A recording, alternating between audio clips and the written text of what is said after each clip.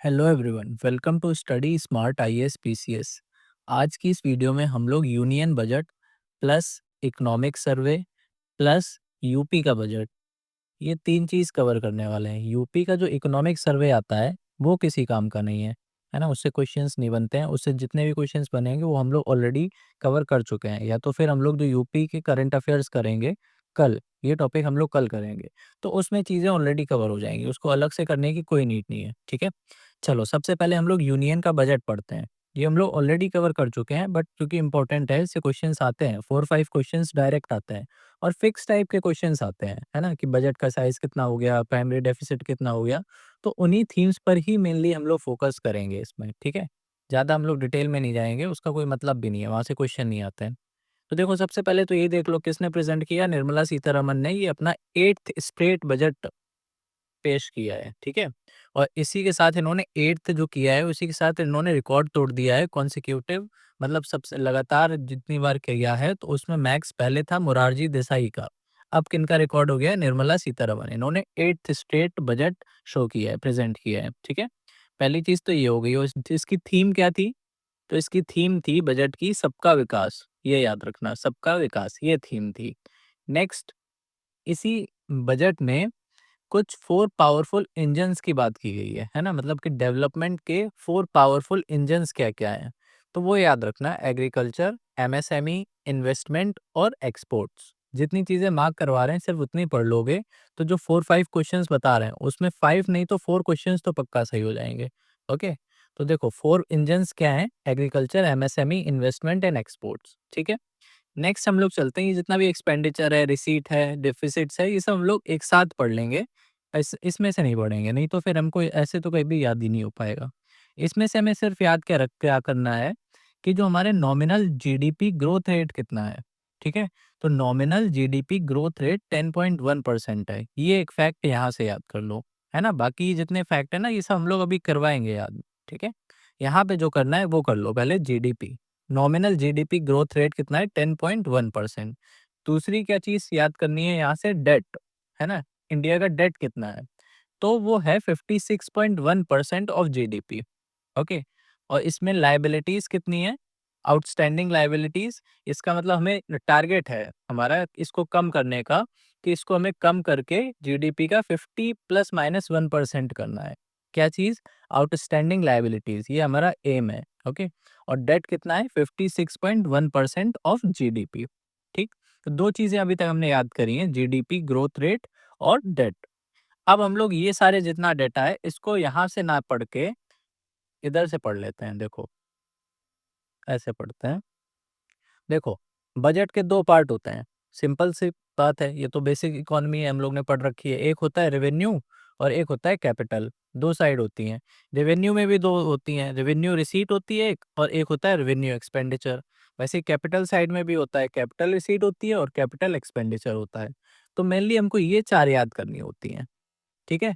इनकी हमको वैल्यूज़ याद करनी पड़ेंगी। अगर वैल्यू बिल्कुल एग्ज़ैक्टली ना याद हो, तो आप डेसिमल में भी याद कर सकते हो। जैसे ये क्या है? देखो, ये सब एलसीआर में है, ठीक है? ये याद रखना। तो देखो, 34.2 पर इतना भी अगर याद रह जाएगा ना, 34.2 है ना? 34.2 लैक्स रेवेन्यू रिसीट, तो भी काम चल जाएगा। अगर पूरा याद हो जाता है तो और अच्छी बात है।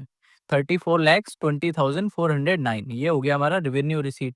वैसे ही हमारा रेवेन्यू एक्सपेंडिचर कितना है? 39 लैक्स 44,255। ठीक है? इसमें रेवेन्यू रिसीट में भी 2 टाइप्स होते हैं, एक होता है टैक्स रेवेन्यू, एक होता है नॉन टैक्स रेवेन्यू। तो नॉन टैक्स रेवेन्यू है वो है 5,83,000, और टैक्स रेवेन्यू कितना है? 28,37,409। ओके, इन दोनों को ऐड करोगे तो आपका यही आ जाएगा। वैसे ही देखो, रेवेन्यू एक्सपेंडिचर के भी 2 टाइप्स होते हैं, एक तो इंटरेस्ट पेमेंट और एक होता है grants and aid for creation of capital assets, है ना? इसके और पार्ट्स भी होते हैं, बट ये 2 पार्ट मेन होते हैं जो हम लोग को मतलब क्वेश्चंस यहाँ से बनते हैं। ठीक है? तो इंटरेस्ट पेमेंट कितना है? 12,76,338। ग्रांट्स एंड एड कितना? ये सब याद रख करनी पड़ेंगी। अब इसमें तो देखो कुछ तरीका है नहीं कि इस वैल्यूज को कैसे याद किया जाए। बस इसका यही है कि इस फॉर्म में अगर आप लिख लोगे ना, तो याद करना ईज़ी हो जाएगा, नहीं तो इस फॉर्म में तो कभी नहीं याद होने वाला है। ठीक है? तो बस यही है, इसी का ही स्क्रीनशॉट ले लो, या तो इसकी जो पीडीएफ है वो टेलीग्राम पर डाल ही देंगे, लिंक आपको डिस्क्रिप्शन में मिल जाएगी, ज्वाइन कर लेना, वहाँ से प्रिंट करवा लेना। अब देखो कैपिटल रिसीट कितना है, 16,44,936। कैपिटल एक्सपेंडिचर कितना है, 11,21,090। इसमें भी देखो कैपिटल रिसीट्स के भी कुछ पार्ट्स होते हैं, जैसे recovery of loans, borrowing and other liabilities और कुछ अदर रिसीट्स होते हैं। इन सबको ऐड करोगे तो यही आ जाएगा।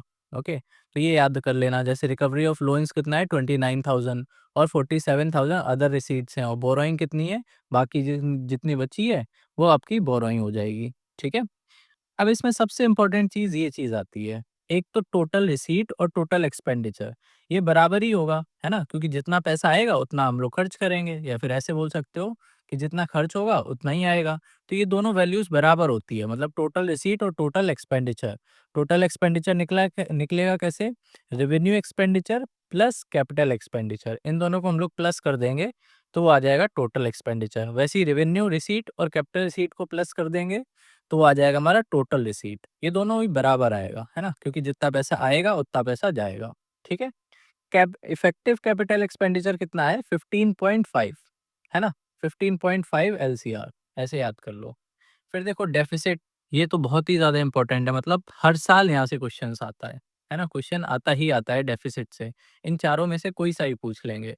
तो देखो रेवेन्यू डेफिसिट है हमारा 1.5%, इफेक्टिव रेवेन्यू डेफिसिट कितना है 0.3%, primary deficit 0.8%, physical deficit 4.4%। Okay, चलो आगे बढ़ते हैं। ये सब हम लोग ने कवर कर लिया, ये टेबल जो है ना, ये पूरी हम लोग ने ऑलरेडी कवर कर ली है। नेक्स्ट हम लोग देखते हैं, इसमें देखो ये भी याद रखना होता है कि पैसा आता कहाँ से है ना? कि रुपी कहाँ से आता है और कहाँ जाता है। मतलब कहाँ-कहाँ से हमारी कमाई हो रही है और कहाँ-कहाँ हमारा खर्चा हो रहा है। ठीक है? तो इसमें नॉट एग्ज़ैक्टली परसेंटेज, बट एक सीक्वेंस याद रखना पड़ता है ना? जैसे इसको हम लोग डायरेक्ट सीक्वेंस में अरेंज करने को दे देगा कि बताओ कहाँ-कहाँ से पैसा आ रहा है, तो उसके सीक्वेंस में अरेंज करो, या तो फिर कहाँ जा रहा है। ठीक है? तो इसका हमको सीक्वेंस याद रखना पड़ता है। तो सीक्वेंस याद रखने के लिए एक ये निमोनिक याद रख लो, बिग CNUC, है ना? बिग CNUC, बिग CNUC कैसे याद रखोगे? बिग, जैसे हम लोग छोटे में कार्टून नेटवर्क देखते थे ना, तो कार्टून नेटवर्क का CN हो जाएगा, है ना? और बिग कार्टून नेटवर्क, और यूसी से कुछ भी रख सकते हो, जैसे ऊपर चला गया, है ना? ऊपर चला, ऐसे कुछ याद कर लो। बिग कार्टून नेटवर्क ऊपर चला गया, मतलब अब जैसे हम बड़े हो गए हैं तो कार्टून नेटवर्क तो हम लोग देखते नहीं है, तो एक तरह से ये ऊपर चला गया मतलब डेड हो गया। ओके, तो बिग कार्टून नेटवर्क ऊपर चला गया। ठीक है, बिग CNUC ऐसे याद कर लो। अब देखो इसका फुल फॉर्म क्या होगा? बी से हो जाएगा आपका बोरोइंग, है ना? आई से हो जाएगा इंटरेस्ट पेमेंट, नहीं इंटरेस्ट पेमेंट नहीं, वो तो यहाँ पे आएगा, इनकम टैक्स हो जाएगा आई से। ठीक है, जी से हो जाएगा GST, सी से क्या हो जाएगा? सी से हो जाएगा आपका अ, कैपिटल रिसीट, नहीं कैपिटल रिसीट नहीं है, कॉर्पोरेशन टैक्स है। ओके, कैपिटल रिसीट हो गया। फिर देखो एन से क्या बचा? एन से हो जाएगा आपका non tax receipt. You, you से क्या हो जाएगा? Union excise duties. और सी से हो जाएगा, लास्ट वाला जो सी है वो कस्टम हो जाएगा। तो इसमें 2 बार सी आ रहा है, बस उसको ध्यान रखना। एक बार होगा आपका कॉर्पोरेशन टैक्स और एक बार लास्ट में होगा कस्टम्स। ये तो वैसे भी नॉर्मल है, सभी को ही पता होता है कि कॉर्पोरेशन टैक्स ही ज़्यादा होगा, कस्टम्स तो बहुत कम ही होता है। ओके, तो बिग CNUC इसको याद कर लोगे तो आपको सारा सीक्वेंस याद हो जाएगा। वैसे ही इसमें है, इसमें क्या है? टिस्को DSP CSP, है ना? टिस्को कंपनी है ना? तो उसी से याद कर लो, TISCO DSP CSP, TISCO DSP CSP। Okay, CSP CSE prelims होता है ना, तो उसको CSP हो गया और DSP तो है ही, और टिस्को। ठीक है, तो टिस्को DSP CSP। अब इसका फुल फॉर्म देखो कैसे होगा। सबसे पहले आता है टी, है ना? तो टी से हो जाएगा ये स्टेट का जो शेयर है ना, वो हो जाएगा state share of taxes and duties, तो ये टैक्सेस का टी है। ओके, फिर आई आया, आई से हो जाएगा आपका इंटरेस्ट पेमेंट। ठीक है, उसके बाद आया SC, सी क्या स्मॉल है, तो इससे क्या हो जाएगा? इससे हो जाएगा सेक्टर और स्कीम्स, है ना? स्कीम्स या तो याद कर लो ऐसे ही, स्कीम्स में भी तो SC आता है, तो उससे याद कर लो कि सेंट्रल सेक्टर जो स्कीम्स हैं, मतलब सेंट्रल सेक्टर स्कीम्स, तो वो हो जाएंगी आपका SC में। और ओ से फिर क्या हो जाएगा? Other expenditure. ठीक है, ओ से हो जाएगा आपका अदर एक्सपेंडिचर। फिर डी से क्या हो जाएगा, डिफेंस। इन तीनों का अच्छा बराबर है, तो ये भी एक बल्कि 4 का बराबर है, ये याद रखना। देखो 8%, 8%, 8% और 8%, है ना?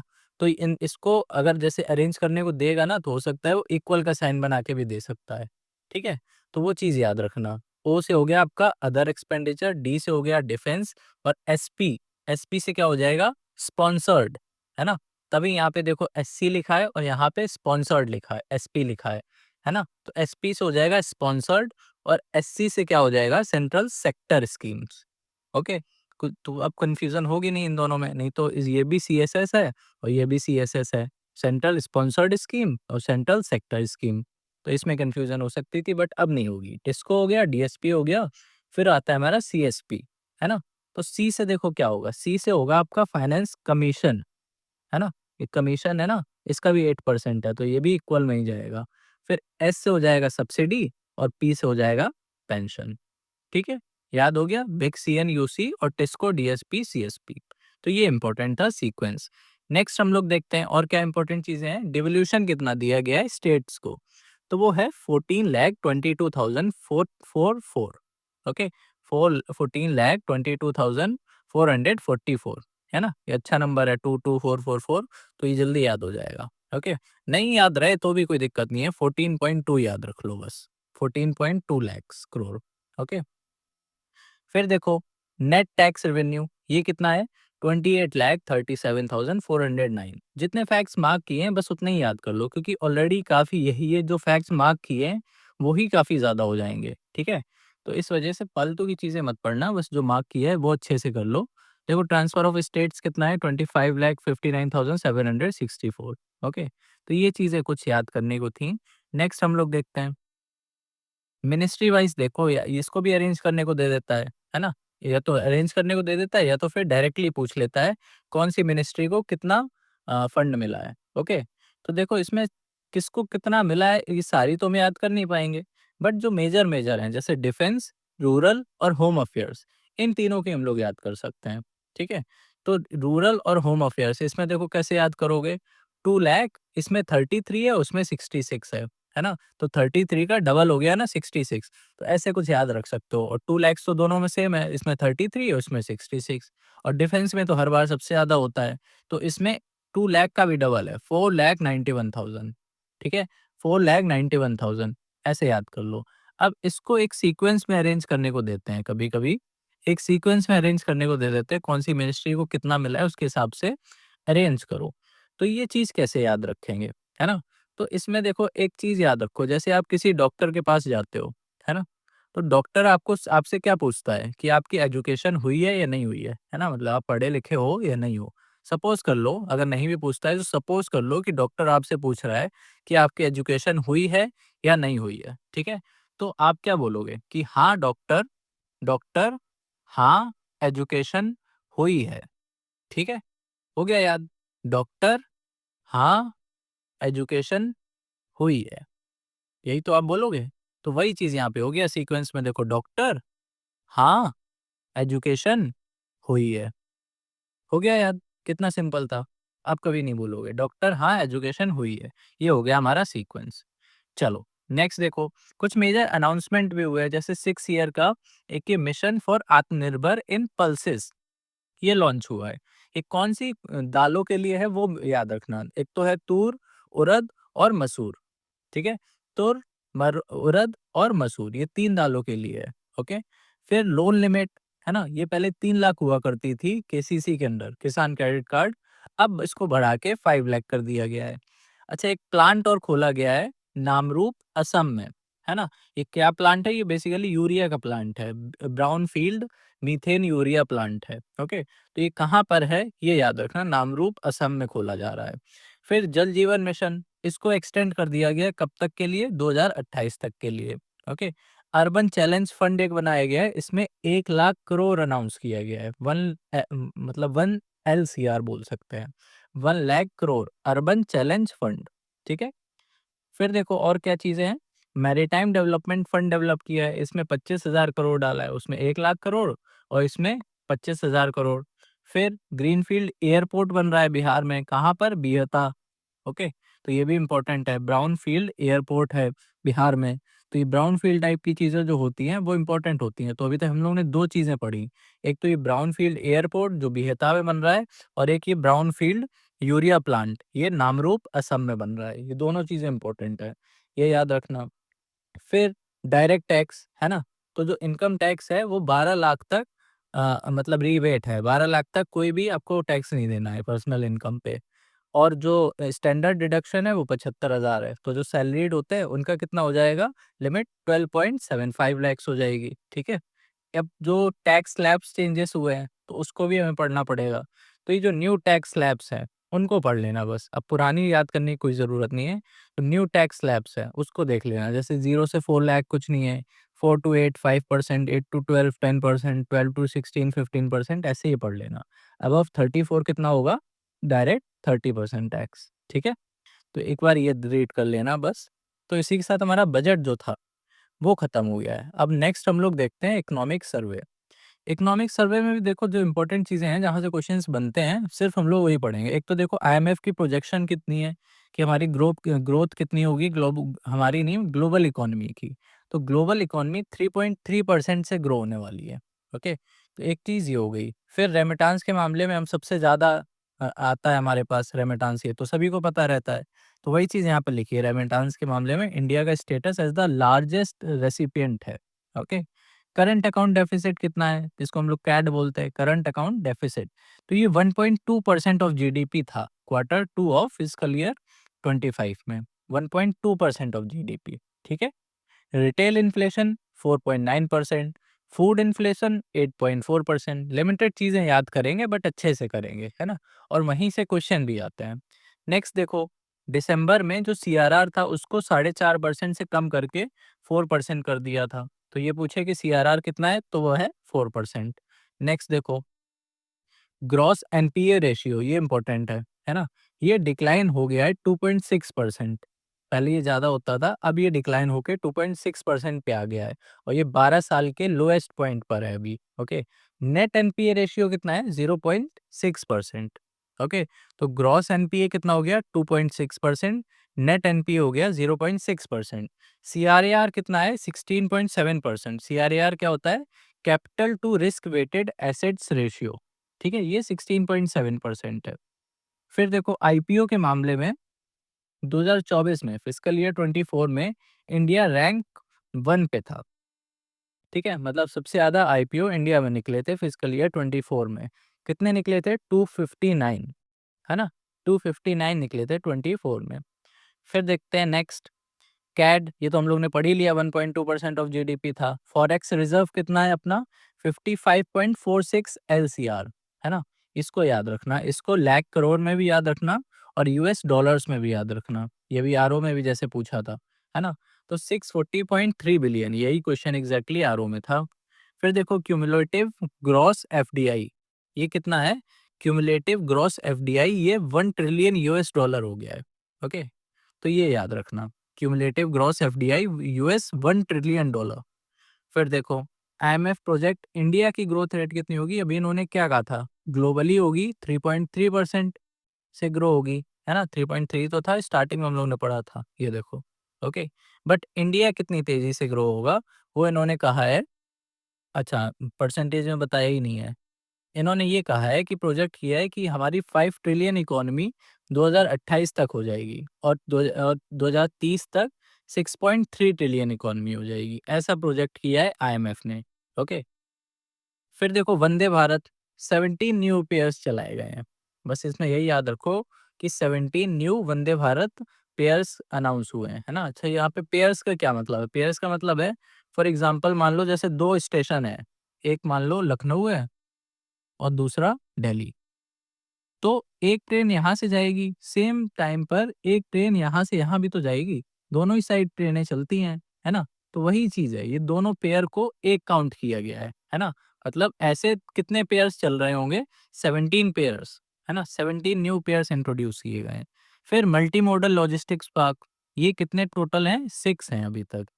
इंस्टॉल्ड पावर कैपेसिटी, अभी तक कितनी पावर कैपेसिटी है हमारी, 456.7। ये देखो कितना इजी है नंबर याद करना, 456.7 कितना इजी है। तो हमारी टोटल पावर कैपेसिटी कितनी है 456.7 गीगावाट, जिसमें से 47% रिन्यूएबल एनर्जी से आती है। ये चीज़ इंपॉर्टेंट है, 47% रिन्यूएबल से आती है। ओके, और सोलर एनर्जी से कितनी आती है 97.8 गीगावाट। सोलर एनर्जी से 97.8 गीगावाट आती है, ये भी याद रखना। फिर देखो नेक्स्ट, जल जीवन मिशन, है ना? इनके हिसाब से जल जीवन मिशन जो इन्होंने मिशन चलाया था, उसमें से 79.1% रूरल होम्स में टैप वाटर कनेक्शन लग गया है ना? तो मान लो ऑलमोस्ट 80% रूरल होम्स में टैप वाटर कनेक्शन ऑलरेडी लग चुका है, अंडर किसके? जल जीवन मिशन। अच्छा, इंडिया रैंक 17th है ग्लोबली इन सर्विसेज एक्सपोर्ट्स।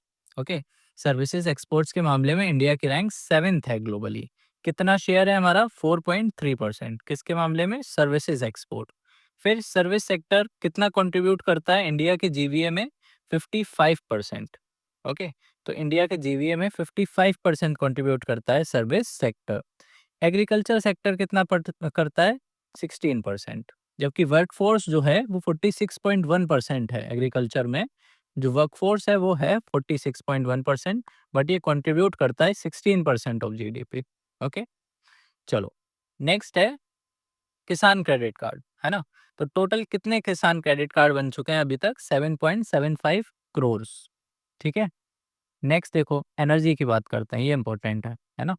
तो इसमें क्या याद करना है? एक तो सीक्वेंस ही याद करना है, और दूसरा थोड़ा बहुत ट्राई करना कि परसेंटेज भी याद हो जाए। जैसे कोल का है 46.2%, सोलर का है 20.6%, विंड का है 10.5%, हाइड्रो का है 10.3% और न्यूक्लियर 1.8%। ठीक है, परसेंटेज याद हो तो हो, कोई बात नहीं, लेकिन ना हो तो सीक्वेंस जरूर याद कर लेना।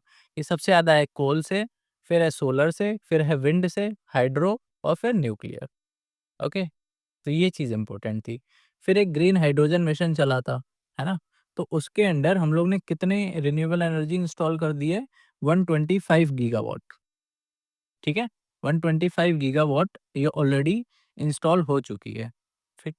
फिर पीएम सूर्य घर योजना, इनका टारगेट है 30 गीगावाट रूफटॉप सोलर कैपेसिटी करना। कब तक?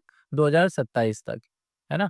तो जो रूफटॉप सोलर कैपेसिटी है ना, उससे ये लोग 30 गीगावाट जनरेट करेंगे बाय 27, अंडर किसके? पीएम सूर्य घर योजना। ओके, तो ये चीज़ है। अच्छा, इसमें जो रूफटॉप लगते हैं सोलर कैपेसिटी में, उसमें कितनी सब्सिडी मिलती है? तो वो भी याद रख लेना कि 1,08,000 की सब्सिडी मिलती है। ठीक है? 1,08,000 की सब्सिडी मिलती है अगर आप सोलर पैनल लगवाते हो। वो भी मतलब वेरी करता है अकॉर्डिंग टू कि आप कितने पावर का लगवा रहे हो, कितने वोल्टेज का लगवा रहे हो। ठीक है? चलो, ये था आपका इकोनॉमिक सर्वे। नेक्स्ट हम लोग ट्रांज़िशन करते हैं यूपी बजट के ऊपर, है ना? इसमें भी देखो बहुत कम चीज़ें हैं, जैसे कि फाइनेंस मिनिस्टर कौन है यूपी का? किसने प्रेज़ेंट किया ये बजट? सुरेश खन्ना, है ना? टोटल बजट है कितने का? सबसे ज़्यादा इम्पोर्टेंट फैक्ट, है ना? ये 4 से 5 बार ऑलरेडी पूछा गया है ना? डायरेक्ट यही पूछते हैं कि कितना साइज़ क्या है बजट का? यूपी के बजट का साइज़ बता दो तुम बस, ठीक है? तो ये याद रखना, 8,08,736.06 करोड़, ठीक है? ये कितना इंक्रीज़ हुआ है पिछले साल से? तो ये पिछले साल से 9.8% इंक्रीज़ हुआ है, ठीक है? तो एक तो हमें साइज़ याद रखना है और कितना इंक्रीज़ हुआ वो याद रखना है। फिर नेक्स्ट क्या याद रखना है हमको कि इसमें नई स्कीम्स कितने रुपए की गई हैं, है ना? अनाउंस की गई हैं। तो न्यू स्कीम्स के लिए 28,478.35 करोड़ इतने की न्यू स्कीम्स अनाउंस हुई हैं। फिर अगेन ये सारी टेबल तो हमें याद होने वाली है नहीं और हम लोग याद करेंगे भी नहीं। ये टेबल हो गई और फिर नेक्स्ट ये वाली टेबल हो गई। तो इसको हम लोग याद नहीं करेंगे। इसको हम लोग कैसे याद करेंगे? जैसे हम लोग ने पहले याद किया था। बजट के 2 part, revenue budget, capital budget. Revenue budget के भी 2 part, revenue receipt, revenue expenditure. Capital budget के कैपिटल रिसीट और कैपिटल एक्सपेंडिचर। तो इन सब की जितनी भी वैल्यू है वो यहाँ पे लिख दी है। ओके? तो ऐसे आपको जल्दी ईज़िली याद हो जाएगा। ओके? तो इसी से ही रेफ़र करके याद कर लेना, इससे टेबल से याद करोगे तो फिर कभी याद नहीं हो पाएँगे, ठीक है? इसमें से टेबल से क्या याद करना है, एक तो फिस्कल डेफ़िसिट और दूसरा प्राइमरी डेफ़िसिट। फिस्कल डेफ़िसिट कितना है, ये नंबर नहीं याद रखना है, हमको सिर्फ़ परसेंटेज याद रखनी है, 2.97%, फिजिकल डेफिसिट है आपका 2.97% और प्राइमरी डेफिसिट है, इसमें लिखा नहीं था, ये आएगा 0.89%। जब कैलकुलेट करोगे तो आएगा 0.89%। तो ये दो याद रखना, ये हो गया 2.9%, है ना, 2.97, और प्राइमरी डेफिसिट हो गया 0.89%।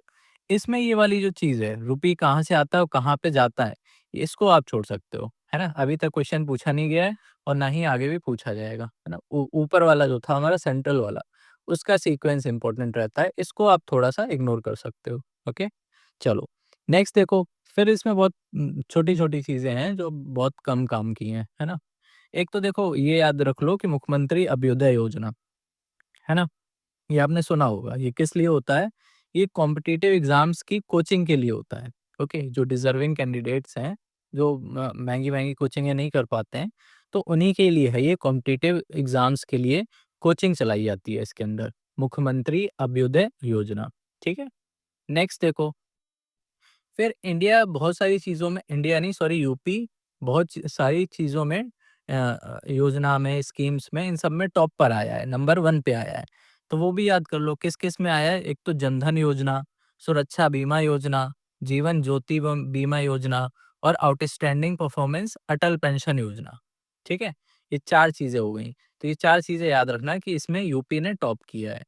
फिर इस मामले में भी आयुष्मान जो भारत कार्ड बनते हैं ना, वो भी सबसे ज़्यादा यूपी में ही बने हैं। इसमें भी टॉप स्टेट है, ठीक है, यूपी।